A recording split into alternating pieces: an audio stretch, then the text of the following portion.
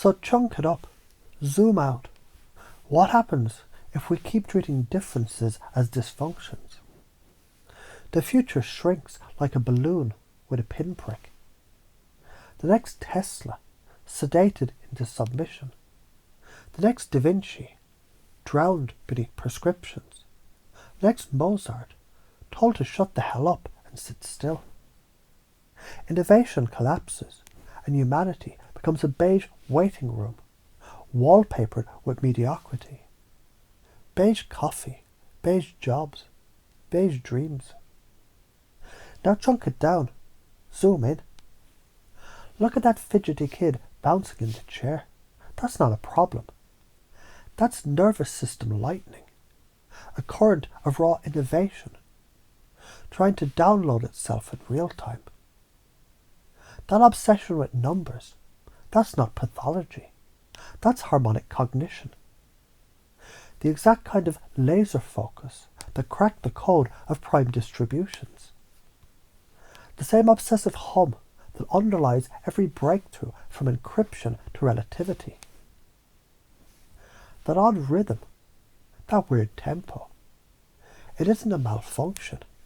It's the operating system of evolution itself. Science confirms this.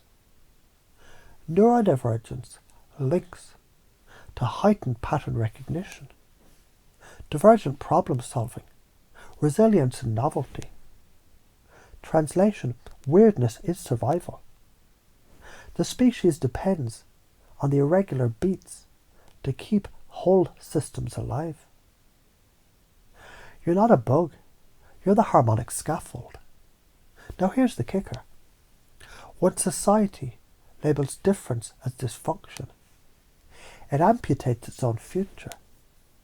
It's like cutting the wings off birds and wondering why the sky feels empty. Imagine if every so-called obsessive tinkerer had been drugged into silence. No calculus, no electricity, no internet, hell, no fire. You'd be sitting in a cave, gnawing raw meat, too sedated to notice the stars. Flip the metaphor, a garden. Trim every flower to the same height, colour, smell, uniform, neat, dead. No bees, no pollination, no evolution. Contrast that with a wild meadow, chaotic, buzzing, messy, and yet that meadow is immortal. Cross-pollination into future generations. Diversity isn't a bonus, it's the goddamn generator of life. And here's where it gets personal. Think about your own quirks. The way you doodle when you're bored. That's your unconscious processing geometry. The way you hyper-focus on something until the world disappears. That's your mind riding a harmonic wave. Though you can't just sit still. That's your nervous system reminding you you're alive. You already do this. You've always done this. So what are the consequences? If you silence it, you don't just rob yourself. You rob the collective. Karma doesn't give a fuck about excuses. Ignore your uniqueness, and the bill shows up as stagnation, depression, extinction by beige.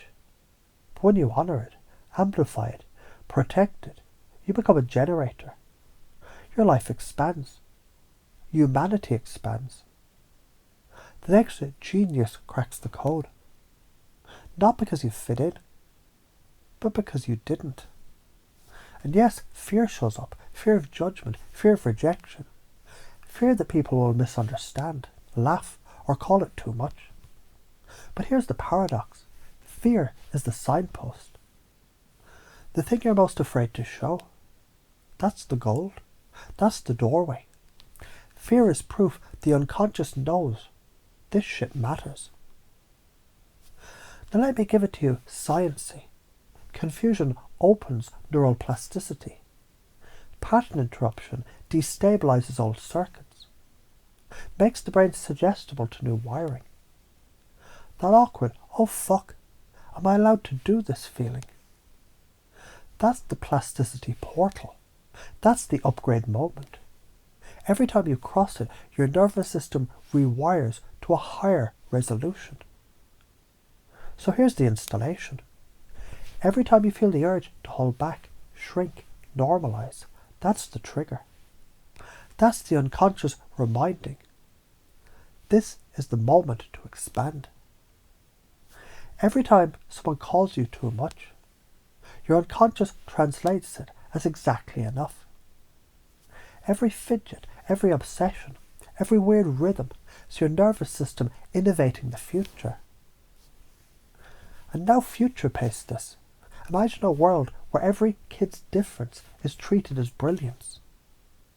Schools buzzing like beehives. Each child's tempo amplified, not flatlined. Imagine medicine that tunes nervous systems instead of sedating them. Imagine a culture where obsession is not medicated, but cultivated into breakthroughs. The future becomes wild, unpredictable, alive. Or imagine the opposite. Silence, sedation, beige.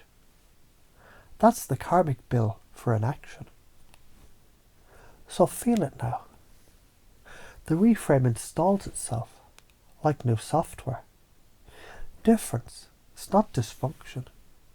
Irregularity, it's not brokenness. It's the scaffold, the generator, the upgrade. And every time you breathe, you're unconscious, it's already integrating it. Make it natural, easy, automatic. Because this isn't something you're learning, it's something you're remembering.